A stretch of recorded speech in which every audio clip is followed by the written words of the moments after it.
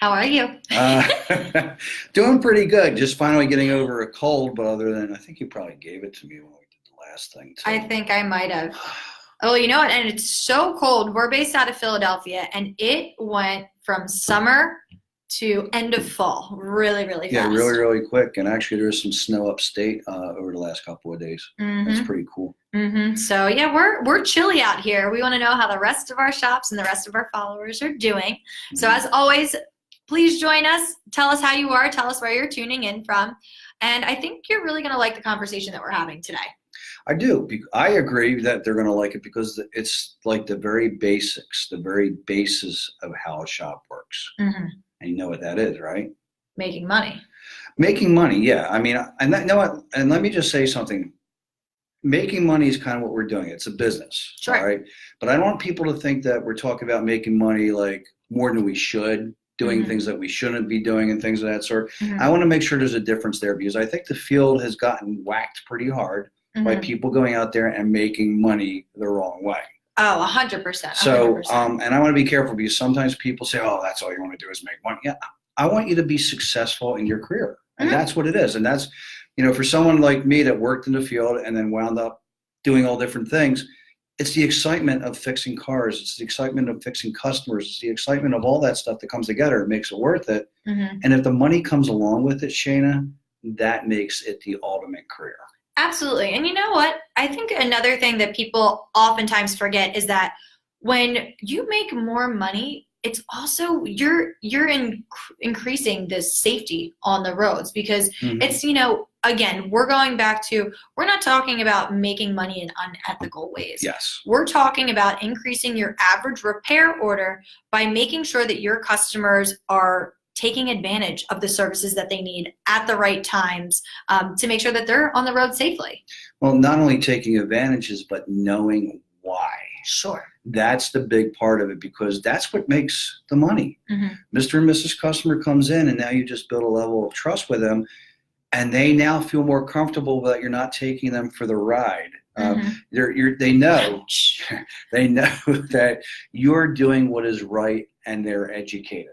And I think that's what we're trying to discuss here is that that's how a shop becomes successful. Absolutely. And one of the things that you and I were discussing right before we became tuned on to go live today is that higher car count, while you may believe that that equals more money for your shop, it's not always the case, but what is the case is it's making your shop put in more work. And that can burn out your team. Yeah, I mean, think about that. Every time I bring a car in, I got to write it up at the desk. I got to process the paperwork. I have to get it to the tech. The tech's got to bring it, put it up on a lift, take it apart, take a look at it. So every time we do that, and that whole process from A to Z has to happen with every car. So that means if you have 10 cars coming, you did it 10 times. You get 20 cars, you're doing it 20 times. And what happens also is because you're working so physically hard and you're taking that process for every car, it's just beating your crew up. I mean, you guys out there that are lifting cars, you feel it on your knees every time you get down on the floor and put that lift under there, how hard that is. And doesn't mean doing it more times a day really the answer. Sure. So what I'm trying to say, and I think we're both trying to say, is that quality time with each individual car is what's going to make the count go up and you're not going to work so hard. And you know what, before we even go any further, we're going to actually just stem back to one of the last conversations that we had when we were talking about the importance of keeping loyalty within your customer base, because building new customers is actually known to be 5 to 10 times the cost of keeping an existing customer. So if we're not talking about increasing how well your business is doing financially by increasing the car count, we're talking about increasing the average repair order with cars that are already in your shop. So you're saving that 5 to 10 times that extra amount by just doing, like you said, the quality time with the cars that are already in your shop. And it goes back to that same statistic that I think we shared before too, Shane, is that a new customer, you only have a 10% chance of selling to. Why? Because there's no trust, there's no relationship. But a customer that you already have, you have up to a 65% chance of selling. And why? Because there's a relationship. And that's what it all comes down to. You know, they say that like if you're looking for a job, If you know somebody that knows somebody that can get you into that job, you have a much better chance. Why? Because there's a relationship. Sure. And we're trying to do the same thing. We're trying to bring those customers back with a relationship so that we can say, hey, how you doing, Shannon? This is what you need today. And you'll have no doubt that what I'm talking about is what you need. Yeah, that you're being well taken care of. Mm-hmm. Okay, so we know that we want to increase the average repair orders in ethical ways at our shop. Yes. How do shop owners go about doing that? Well, I think it comes back to what I said a few moments ago, is that take your time and look at each individual car.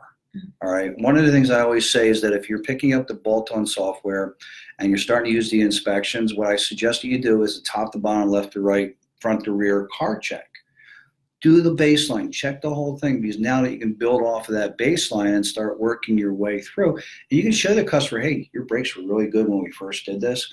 Today we're about halfway, and I can tell you, we can replace them, but I think the way you drive, that you still have another 6 months. Okay. And then we can build that relationship, and that's going to help build the repair order, because you're not overselling and the customer's building that trust, and they're going to say, just go ahead and do it.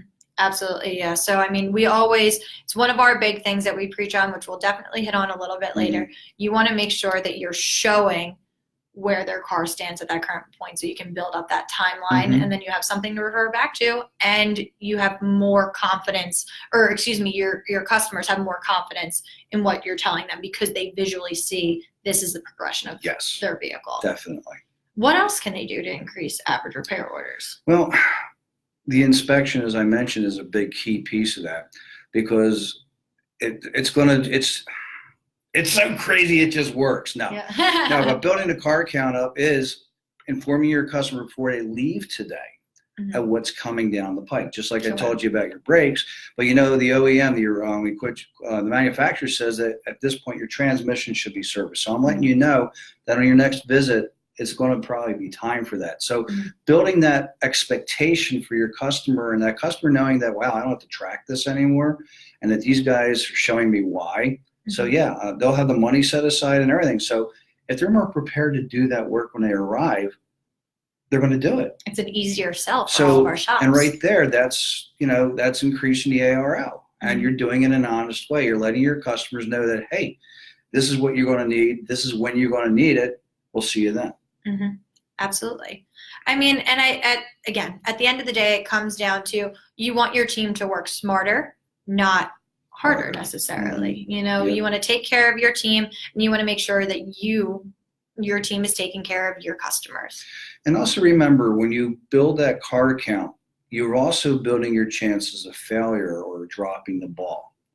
Because you got to realize every car that comes in is another ball in the air, and the process is pretty involved. And if I drop just one of those balls, that becomes a domino effect, and that can affect some of the other cars. So loading yourself up with that not only physically makes you work harder, but it also gives you the chance to fail faster and harder. So I think that's a really good point. Taking your time and having that, sometimes, excuse me, sometimes when you're rushed through some things, and a lot of technicians know this, that when you start in the beginning, if you push too hard, you make mistakes. But then if you learn to take a breath and work through it, and you learn to be mature about it, and it's probably not the word I want, but you'll find you get it done faster, though you do it slower.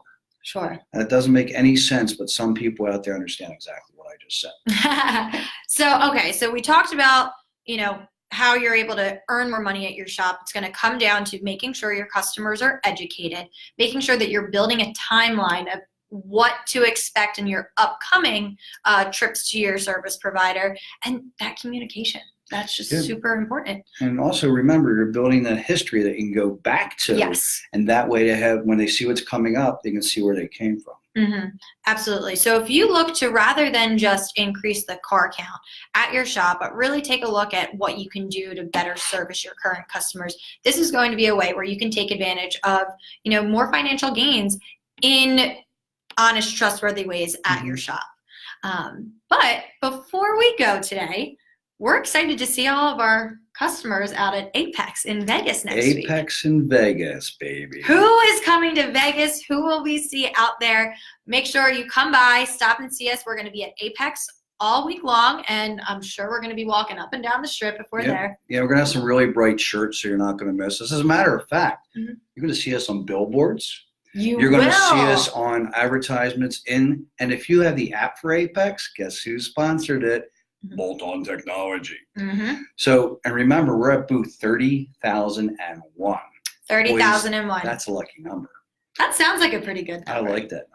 I like it too. So we're going to be in and out of sessions. We're going to be doing demonstrations. But more importantly, we just want to come talk to shop owners like all of you. So make sure you come by, visit us.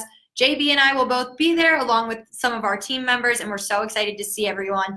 And before we go, we also just want to update everybody on the competition we have going on right now for the lucky technician who will take the 20 millionth photo on Mobile Manager.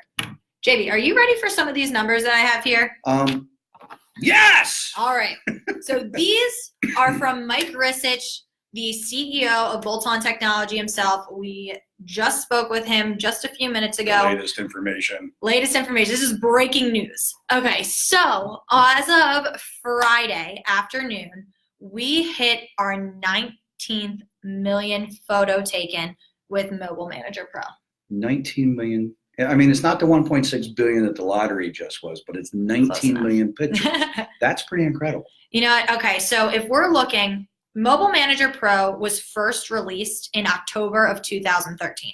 So this is 5 years. Mm-hmm. But what's more impressive than that, in the first 4 years of Mobile Manager Pro, so this is putting us to October of 2017, there were 9 million photos taken. So it was done over a few years. In our last year, in 12 months, our shop owners have collectively taken 10 million photos. 10 million photos. And if I do the math really quick, that's about 50,000 a day. What's the chart go like? Oh, yeah. The chart goes just like that. Just like that. It is unbelievable, and this means that your customers are more educated. That means that you're building these stronger relationships, and you are just using the technology to its fullest potential. We had talked about before, the average repair order will have anywhere from 3 to 4. The inspection will have 3 to 4 pictures, but what we see is the shops that are including 12 to 15 pictures that are both good, bad, and ugly, are actually the ones that are able to increase their average repair order the most, because they're seeing really the full history of what's going on with their vehicle and the condition. So whether they know what to do now or what they need to know their next trip or the trip after that, they're very educated.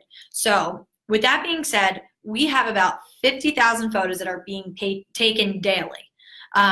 So we're 1 million away from our 20th million photo. Yes, 20 million ways to show a customer why.